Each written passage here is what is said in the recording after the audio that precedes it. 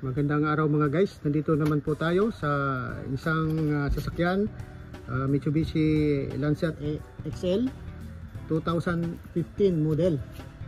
So ang issue nito mga guys is walang power yung kanyang cigarette charger, cigarette port.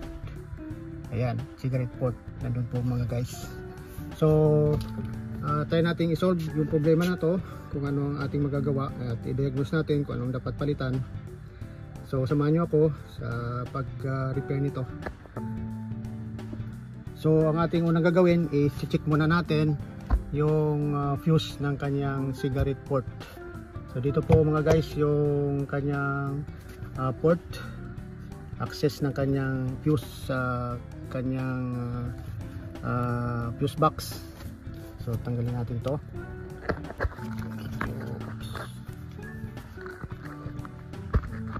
Medyo masikip lang yung pagtanggal nito. And then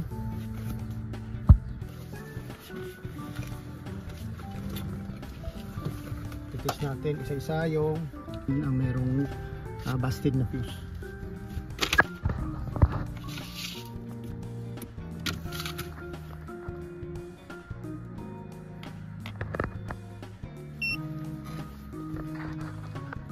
Okay, so ito yung base dito sa kanyang fuse guide, sa kanyang cover. So pangalawang kulong mula sa kaliwa, pangatlo pataas, ito yung fuse nya, 15 amperes. So titest natin kung merong voltage. So ano nang gawin natin, i-on natin yung ignition. Ayan, nakauna. Test natin kung merong power. So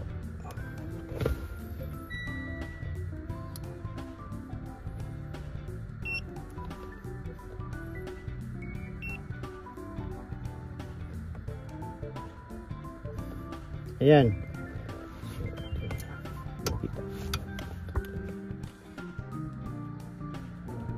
So 15 amperes. So wala sa isang side, wala siyang voltage. Sa kabila meron. So sira yung kanyang fuse. So guys, dito tayo sa cigarette port nya. Titest natin kung merong positive supply doon sa positive terminal nya ng kanyang cigarette. So sa gitna po, test natin kung merong positive voltage. So wala siya, wala. Ayan. Tapos sa ground nya, ayan, meron siyang ground. So goods na goods yung kanyang ground. Yung problema, yung kanyang supply sa positive, ayan, wala. Ayan. So kung paano checkin to, kung paano baklasin, kasi mga guys, sa likod na to meron siyang wire na may fuse din siya, jumper wire, para kung sobrang load or shortage at hindi niya kaya, mapuputol to yung wire nito sa likod ng cigarette port niya. So kung paano baklasin mga guys, ito sikwatin lang natin dito. Yan, dito. Yan, sikwatin na natin yan. Tapos taas natin ang konti itong likod.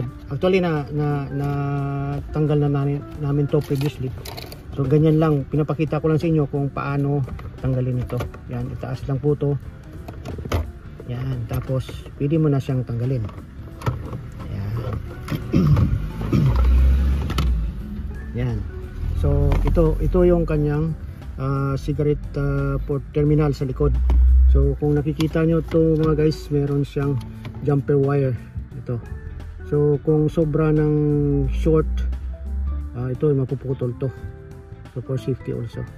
So ang problema nito, fuse lang. So palitan lang natin ang fuse.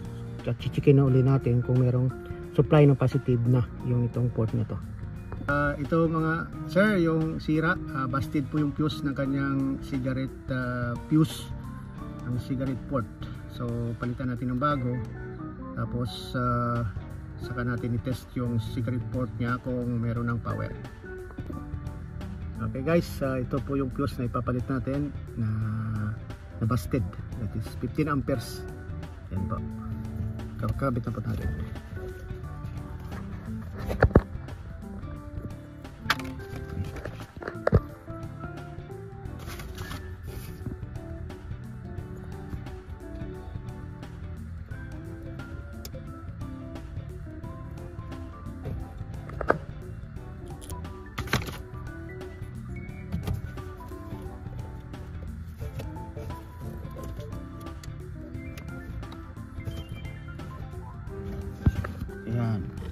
Ayan guys, nakakabit na po yung fuse natin, 15 amperes para sa cigarette port. So next step natin, subukan natin kung meron ng supply ng positive dun sa kanyang cigarette port terminal. Close na po natin to.